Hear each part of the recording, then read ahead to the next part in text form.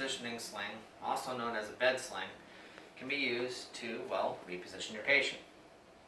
Now, I break repositioning down to 3 macro tasks. It's boosting, it's centering, and it's turning your patient. A repositioning sling can help you do all 3 all at once. Now, this repositioning sling you'll see is of the 3/4 variety. You may find one of this length, you may find the full length bed sling. However, the top of the sling should be about where the bottom of the pillow is to allow you to utilize it more times before having to have it reset.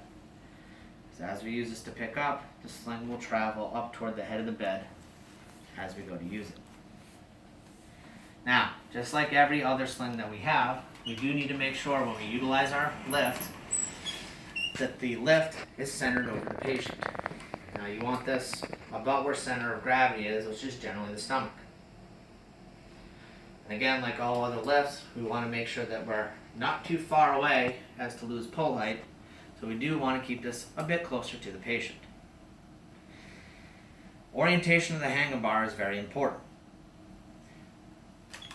Essentially, all patients, you will want to use a head-to-toe orientation. Now, if someone is not particularly tall or not particularly wide, a side-to-side or shoulder-to-shoulder orientation can work, but this tends to fold the patient up in a more reclined position. So, head-to-toe orientation is better. We will have several straps on the repositioning sling that you will attach to the handlebar. With this head-to-toe orientation, if I hold this up, we can see this basically looks like a taco. So oftentimes you'll hear people saying, oh, I want to use the taco sling. But this is how you would want it to look. Now when attaching each one of these loops to the handlebar, what you want to do is come gently around the patient's skin and then seeing what color lines up with the handlebar. If I was in between this red and this blue one, it is better to go a little bit looser as to not make it too tight on your patient. Unless you have issues with lower ceiling heights, then you may want to tighten up the sling, or better yet, lower the bar to be able to put this color on easier. You'll notice that this top strap has more colors than these other ones. Every strap is going to be matched up from side to side, but may change as you go up and down.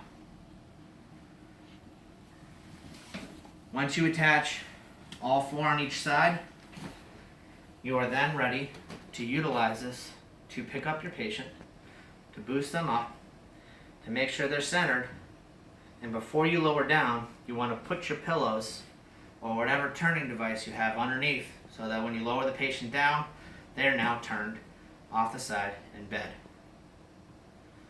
2 hours go by, you're going to reposition your patient again. If they don't need to be boosted or centered, all you can do is simply lift the patient up, switch the pillows or wedges or whatever you have to turn the patient, and then lower them down. If you have to do all 3, again, you can do all 3 with this. Very important to remember that if you put a repositioning pad underneath the patient, this can stay underneath as long as it stays clean. So you only have to swap it out when the patient gets discharged or if it gets dirty. We're now going to show what's going to look like when we have this ready to be set up for a patient.